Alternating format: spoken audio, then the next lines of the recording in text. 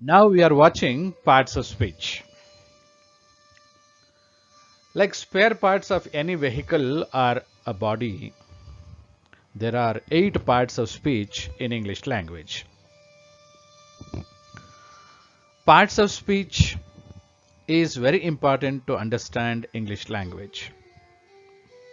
ಒಟ್ಟು 8 ಭಾಗಗಳಿವೆ. ಒಂದು vehicle, car, bus, aeroplane, ship, ಒಂದು ಬೈಕ್, ಯಾವುದೇ ಸೈಕಲ್, ಯಾವುದೇ ಒಂದು ವೆಹಿಕಲ್ ತಗೊಳ್ಳಿ, ಅದಕ್ಕೆ ಪಾರ್ಟ್ಸ್ ಇರುತ್ತೆ. ಸ್ಪೇರ್ ಪಾರ್ಟ್ಸ್ ಅಂತೀವಿ ನಾವು ಅದನ್ನು.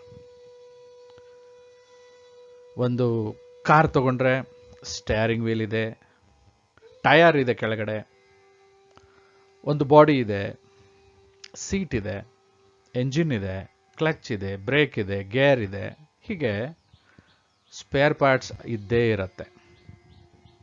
ಹಾಗೆ ಮನುಷ್ಯನ ದೇಹ ತಗೊಂಡ್ರೆ ಕಣ್ಣು, ಮೂಗು, ಕಿವಿ, ಬಾಯಿ, ಕೈಕಾಲು, ಹೊಟ್ಟೆ, ಇನ್ನು ಒಳಗಡೆ ಭಾಗಗಳು, ಕರಳು, ಹೃದಯ, ಲೆವರ್, ಹೀಗೆ ಎಷ್ಟೊಂದು ಭಾಗಗಳಿವೆ. ಮನುಷ್ಯನ ಭಾಗವನ್ನು, ದೇಹದ ಭಾಗಗಳನ್ನು ಅರ್ಥ ಮಾಡಿಕೊಂಡ್ರೆ ಮನುಷ್ಯನ ಅರ್ಥ ಮಾಡ್ಕೊಳ್ಬೋದು. ಹಾಗೆ ಇಂಗ್ಲೀಷ್ನ ಅರ್ಥ ಮಾಡ್ಕೊಳ್ಬೇಕಾದ್ರೆ ಇಂಗ್ಲೀಷ್ನಲ್ಲೂ ಕೂಡ 8 ಭಾಗ ಇದೆ. 8ನೇ ಭಾಗ ಇಂಟರ್ಜೆಕ್ಷನ್ ಅಂತ. ಅದು ತುಂಬ ಮುಖ್ಯ ಅಲ್ಲ, ಆದರೆ ತಿಳ್ಕೊಂಡಿರಬೇಕು ಅಷ್ಟೆ. ಹಾಗೆ ನೋಡಿದ್ರೆ ಅತಿ ಮುಖ್ಯವಾಗಿ 7 ಭಾಗ ಇದೆ ಅಂತ ಅನ್ಬೋದು. If you understand 7, if you focus on 7, you can understand the language better.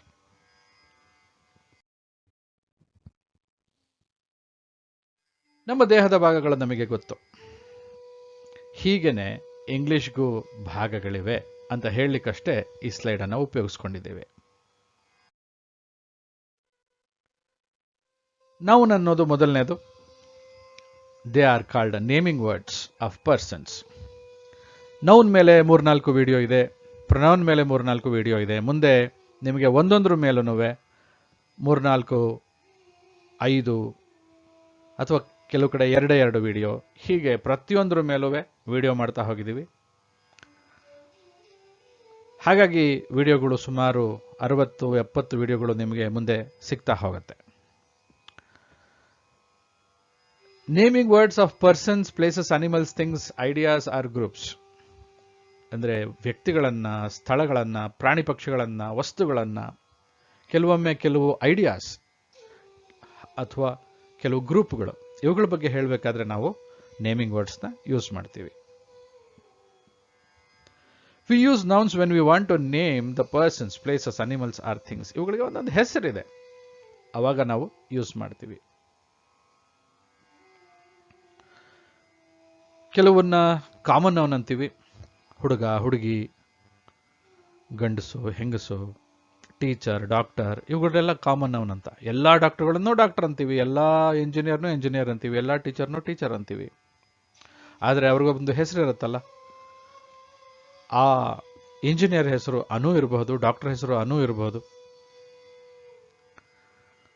ಹಾಗೆ ಒಟ್ಟಿಗೆ ಇರ್ತಕ್ಕಂಥ ಗ್ರೂಪ್ಸ್ ಇರುತ್ತೆ, ಅದಕ್ಕೆ ಕಲೆಕ್ಟಿವ್ ನೌನ್ ಅಂತೀವಿ, ಅದಕ್ಕೆ ಟೀಮ್ ಅಂತ ಕರಿತೀವಿ. ಕೆಲವು ಕಣ್ಣು, ಕೈ, ಕಾಲಿಗೆ ಸಿಗೋಲ್ಲ, ಕಾಂಕ್ರೀಟ್ ಆಗಿರೋದಿಲ್ಲ, ಅಂಥವಕ್ಕೆ ಅಬ್ಸ್ಟ್ರಾಕ್ಟ್ ನೌನ್ ಅಂತೀವಿ. ಆನೆಸ್ಟಿ ಅಂತ ಕರಿತೀವಿ. ಮಗುನ ನೋಡ್ಬೋದು, ಆದರೆ ಮುಗ್ಧತೆನ ನೋಡೋಕ್ಕಾಗಲ್ಲ. ಹಾಗೆ ವ್ಯಕ್ತಿನ ನೋಡ್ಬೋದು, ಅವನಲ್ಲಿ ಇರ್ತಕ್ಕಂತಹ ಆನೆಸ್ಟಿ, ಪ್ರಾಮಾಣಿಕತೆಯನ್ನು ನೋಡೋಕ್ಕಾಗಲ್ಲ.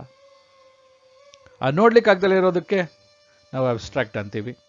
ಮೇಲ್ಗಡೆ ಇರ್ತಕ್ಕಂಥ common noun, proper noun, collective noun, material noun, ಇವೆಲ್ಲವೂ ಕಾಂಕ್ರೀಟ್ ನೌನ್ಸ್. ಅಂದರೆ ಕೈ, ಕಾಲು, ಕಣ್ಣಿಗೆ ಸಿಗತ್ತೆ, ಮುಟ್ಲಿಕ್ಕಾಗತ್ತೆ, ಆದರೆ ಇದಾಗೋದಿಲ್ಲ, ಆನೆಸ್ಟಿ ಅನ್ನೋದಾಗಲ್ಲ. ಹಾಗೆ ಮೆಟೀರಿಯಲ್ ನೌನ್ ಅಂತ ವಸ್ತುಗಳು, ಈ ರೀತಿಯ ಗೋಲ್ಡ್, ಸಿಲ್ವರ್, ಪ್ಲಾಸ್ಟಿಕ್ ತನಕ, ಅವಕ್ಕೆಲ್ಲ ಒಂದು ಹೆಸರಿದೆ. ನೌನಲ್ಲಿ ನಾವು ತುಂಬ ಮುಖ್ಯವಾಗಿ ಕಲಿಬೇಕಾದ್ದು ಸಿಂಗ್ಯುಲರ್, ಪ್ಲೂರಲ್, ಬಾಯ್, ಬಾಯ್ಸ್, ಗರ್ಲ್, ಗರ್ಲ್ಸ್, ಈ ಥರ.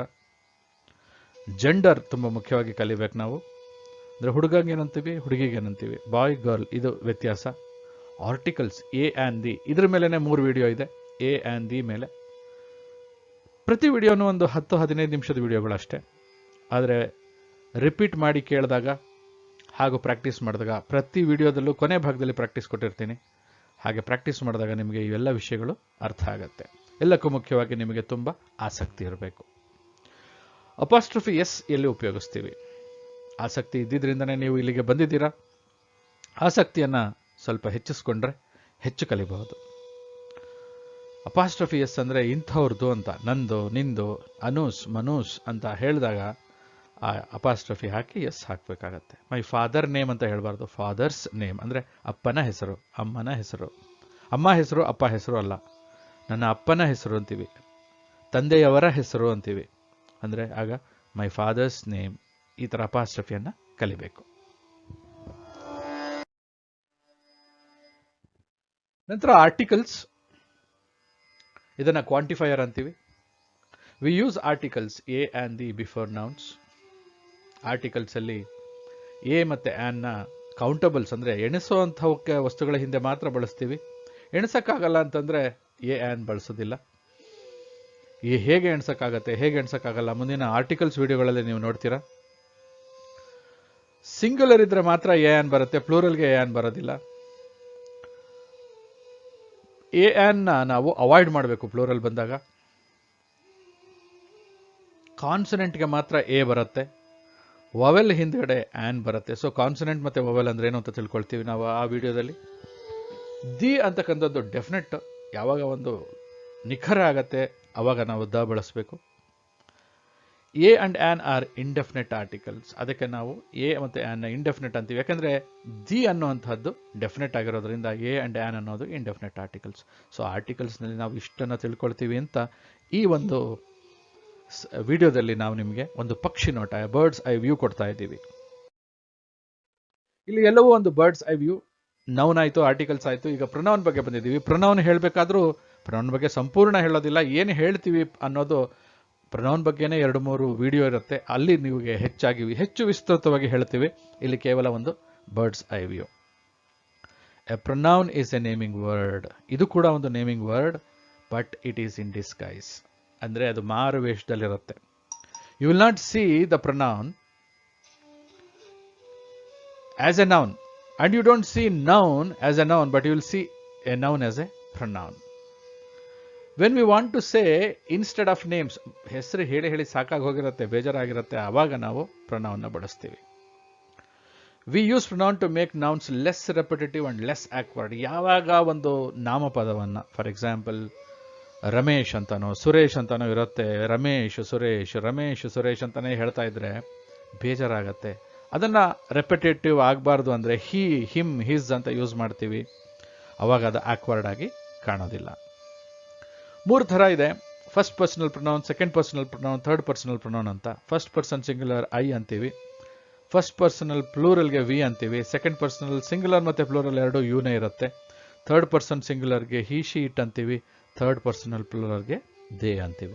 ಇದಿಷ್ಟನ್ನು ನಾವು ಪ್ರೊನೌನ್ನಲ್ಲಿ ಕಲಿತೀವಿ. ಮುಂದಿನ ವಿಡಿಯೋಗಳಲ್ಲಿ ಪ್ರೊನೌನ್ ಬಗ್ಗೆನೇ 3-4 ವಿಡಿಯೋದಲ್ಲಿ ನೀವು ಅದನ್ನು ಹೆಚ್ಚು ಗಮನಿಸ್ತೀರಾ.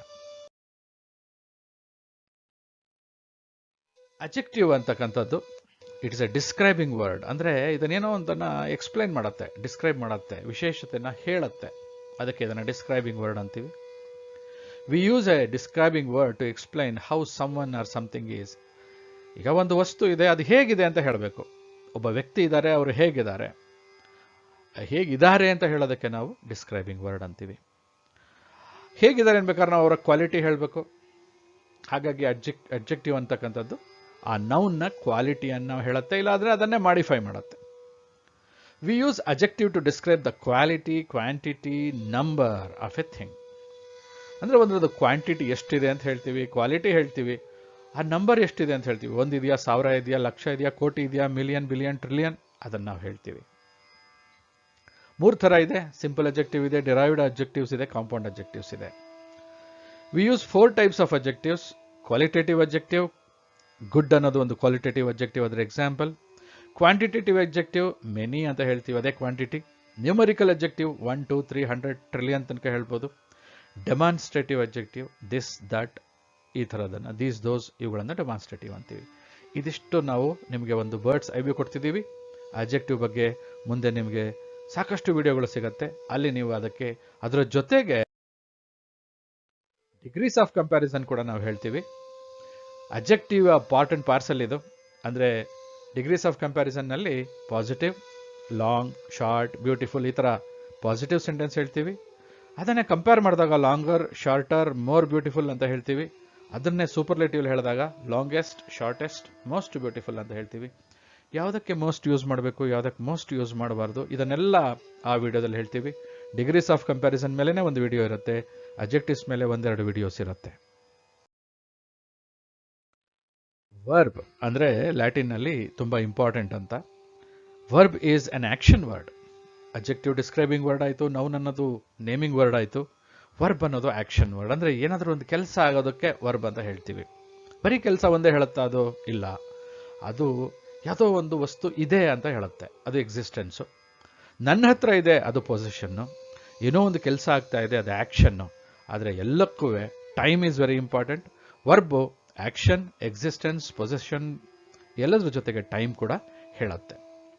V use to be verb when we want to speak about the existence. ಈ ಎಕ್ಸಿಸ್ಟೆನ್ಸ್ನ ಹೇಳೋದಕ್ಕೆ ನಾವು ಟು ಬಿ ವರ್ಬ್ಸ್ನ ಯೂಸ್ ಮಾಡ್ತೀವಿ.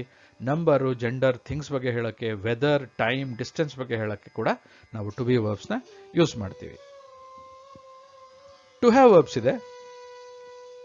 When we want to indicate position, ನನ್ನ ಹತ್ರ ಇದೆ, ನಿನ್ನ ಹತ್ರ ಇದೆ, ಅವನ ಹತ್ರ ಇದೆ, ಅವಳ ಹತ್ರ ಇದೆ, ನನ್ನ ಪೆನ್ನು, ನಿನ್ನ pen, Sunil's pen, Rekha's pen, ಇವನ್ನ ಹೇಳಬೇಕಾದ್ರೆ ವಿ ಯೂಸ್ ಪೊಸಿಷನ್. ಆ ಪೊಸಿಷನ್ ಹೇಳಬೇಕಾದ್ರೆ we use to have verbs. ಕೆಲಸ, ಆಕ್ಷನ್ ಹೇಳೋದಕ್ಕೆ ಟು ಡೂ ವರ್ಬ್ಸ್ ಯೂಸ್ ಮಾಡ್ತೀವಿ. ಡೂ ಅಂದ್ರೇ ಮಾಡೋದು, ಆಕ್ಷನ್ ಹೇಳುತ್ತದು. When we want to talk about activities. And all the above verbs show time. ಎಲ್ಲದುವೆ, ಅದು to be, to do, to have ಯಾವುದೇ ಆಗಿರಬಹುದು. ಅದು ಎಕ್ಸಿಸ್ಟೆನ್ಸ್, ಪೊಸಿಷನ್, ಆಕ್ಷನ್ ಏನೇ ಹೇಳ್ಬೋದು. ಟೈಮನ್ನು ಎಲ್ಲ ವರ್ಬ್ಸ್ ಹೇಳುತ್ತೆ. ವರ್ಬ್ಸ್ ಬಗ್ಗೆ ನಾವು ಇನ್ನೂ ತಿಳ್ಕೊಳ್ಳೋರಿದ್ದೇವೆ. ಇದು ಕೇವಲ ಒಂದು ಝಲಕ್, ಒಂದು birds eye view. Helping verbs ಅಲ್ಲಿ 4 ಟೈಪ್ಸ್ ಆಫ್ ಹೆಲ್ಪಿಂಗ್ ವರ್ಬ್ಸ್ ಇದೆ. To be verbs show existence, also used in continuous tense. To have verbs show ownership, also used in perfect tense. To do verbs show action, also used in simple tense. Models are will, would, shall, should, can, could, may, might, must, ought to, have to, used to, need not. ಇದೆಲ್ಲವೂ ವರ್ಬ್ಸೇ. ಈ ಸ್ಲೈಡಲ್ಲಿ ಇರ್ತಕ್ಕಂಥದ್ದು almost ನಿಮಗೆ 4 ಥರ ಹೇಳಿದ್ದೀವಿ. ಒಂದು to be, to have, to do plus modal auxiliary. ಈ 4 ಥರದ ವರ್ಬ್ಸ್ಗಳು ನಮಗೆ ಇದು ಹೆಲ್ಪಿಂಗ್ ವರ್ಬ್ ಆಗೂ ಯೂಸ್ ಮಾಡ್ತೀವಿ, ಮೇನ್ ವರ್ಬ್ ಆಗೂ ಯೂಸ್ ಮಾಡ್ತೀವಿ. ವರ್ಬಲ್ಲಿ ನಾವು ಇನ್ನೂ ಕಲಿಬೇಕಾದಿದೆ ವಾಯ್ಸ್ ಮತ್ತು ಸ್ಪೀಚ್. ವಾಯ್ಸ್ ಅಂದರೆ ಆಕ್ಟಿವ್ ವಾಯ್ಸ್, ಪ್ಯಾಸಿವ್ ವಾಯ್ಸ್ ಅಂತ 2 ಥರ ವಾಯ್ಸ್ ಇದೆ. ಒಂದು ನಾನು ಮಾಡಿದೆ ಅಂತ ಹೇಳೋದು, ಇನ್ನೊಂದು ಅದಾಯಿತು ಅಂತ ಹೇಳೋದು, ಹಾಗಾಯಿತು ಹೀಗಾಯಿತು ಅಂತ ಹೇಳೋದು. ಆಕ್ಟಿವ್ ವಾಯ್ಸ್ನಲ್ಲಿ ಐ ಕಿಕ್ ದ ಬಾಲ್ ಅಂದರೆ ನಾನು ಹೊಡಿತೀನಿ, ಐ ಕಿಕ್ ದ ಬಾಲ್ ಅಂತ ಹೇಳ್ತೀವಿ. ದ ಬಾಲ್ ಈಸ್ ಕಿಕ್ಡ್ ಅಂದರೆ ನಾವಿಲ್ಲಿ ಬಾಲ್ಗೆ ಇಂಪಾರ್ಟೆನ್ಸ್ ಕೊಡ್ತೀವಿ, ನನಗಲ್ಲ. ದ ಬಾಲ್ ಈಸ್ ಕಿಕ್ಡ್ ಅಂದರೆ ಬಾಲು ಅಲ್ಲೇ ಇದೆಯಾ ಅಥವಾ ಯಾರಾದರೂ ಹೊಡೆದಿದ್ದಾರಾ, ಸೊ ನನ್ನಿಂದ ಹೊಡೆಯಲ್ಪಟ್ಟಿದೆ ಬಾಲ್ ಅಂತ ಹೇಳ್ತೀವಿ. ಇದನ್ನು ನಾವು ಒಂದು 3-4 ವಿಡಿಯೋಗಳಲ್ಲಿ ನಾವು ಇದನ್ನು ಕಲಿಬಹುದು. ಮುಂದೆ ಬರ್ತಕ್ಕಂಥ ವಿಡಿಯೋಗಳಲ್ಲಿ ಸ್ಪೀಚ್ ಬಗ್ಗೆ ಕೂಡ ನಾನು ಹೇಳ್ತೇನೆ. ಈಗ ಕೇವಲ ಇದ್ರ ಬಗ್ಗೆ ಇಂಟ್ರೊಡಕ್ಟರಿಯಾಗಿ ಈ ವಿಡಿಯೋದಲ್ಲಿ ಹೇಳ್ತೀನಿ. ನಾ ಮುಂದಿನ ವಿಡಿಯೋಗಳು ಏನೇನು ಬರುತ್ತೆ ಅನ್ನೋದ್ರ ಬಗ್ಗೆ ಒಂದು ಇಂಟ್ರೊಡಕ್ಷನ್ ಅಷ್ಟೇ ಇದು. ರವಿ ಸೆಟ್ಟು ಅನು ಅನ್ನೋದು ಡೈರೆಕ್ಟ್ ಸ್ಪೀಚಲ್ಲಿದೆ, ಹಾಗಾಗಿ ಅವನು ಐ ಅಂತಾನೆ ಹೇಳ್ತಾನೆ. ನಾವು ಅವನು ಅಂತ ಹೇಳ್ತೀವಿ ಈ ಸೆಂಟೆನ್ಸಲ್ಲಿ ಇಂಡೈರೆಕ್ಟ್ ಹೇಳ್ಬೇಕಾದ್ರೆ. ರವಿ ಹೇಳ್ದ ಅನುಗೆ, ಅವನು ಅವಳಿಗೆ ಕಾಗದ ಬರುತ್ತಂತೆ. Ravi told Anu that he wrote her a letter ಅಂತ. ಸಿಂಪಲ್ ಸೆಂಟೆನ್ಸ್ ಇದೆ, ಕಾಂಪ್ಲೆಕ್ಸ್ ಸೆಂಟೆನ್ಸ್ ಇದೆ, ಕಾಂಪೌಂಡ್ ಸೆಂಟೆನ್ಸ್ ಇದೆ. 3 ಥರ ಸೆಂಟೆನ್ಸ್ ಇದೆ. ಸಿಂಪಲ್ ಅಂದರೆ I went to buy milk, ನಾನು ಹಾಲನ್ನು ತರಲಿಕ್ಕೆ ಹೋದೆ, ಹಾಲನ್ನು ಕೊಂಡುಕೊಂಡು ಬರೋಕ್ಕೆ ಹೋದೆ. ಕಾಂಪ್ಲೆಕ್ಸ್ನಲ್ಲಿ ಸ್ವಲ್ಪ ಜಾಸ್ತಿ ಹೇಳ್ತೀವಿ. I went to buy milk but, ನಾನು ಹೋದೆ ಆದರೆ ಏನಾಯಿತು, ಒಬ್ಬ ಮನುಷ್ಯ ನನ್ನ ದುಡ್ಡನ್ನ ಕದ್ಬಿಟ್ಟ. I went to buy milk but a man stole my money. ಇದನ್ನೇ ನಾವು ಇನ್ನೊಂದು ಥರ ಹೇಳ್ಬೋದು. When I went to buy milk, ನಾನು ಹೋದವಾಗ ಏನಾಯ್ತಂದರೆ ಒಬ್ಬ ಮನುಷ್ಯ ನನ್ನ ದುಡ್ಡನ್ನು ಕದ್ಬಿಟ್ಟ.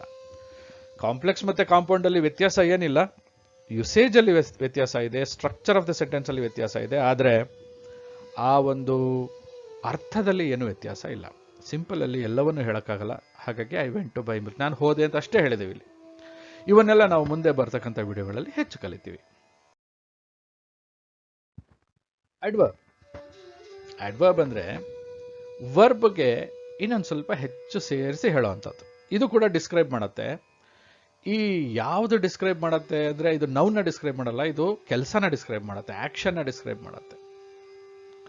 An adverb qualifies or modifies a verb. We use an adverb to explain how, when, where, why things are done. ಹೇಗಾಯಿತು, ಯಾವಾಗಾಯಿತು, ಎಲ್ಲಾಯಿತು, ಯಾಕಾಯಿತು, ಇವುಗಳನ್ನು ಹೇಳೋದೆ adverb ಕೆಲಸ.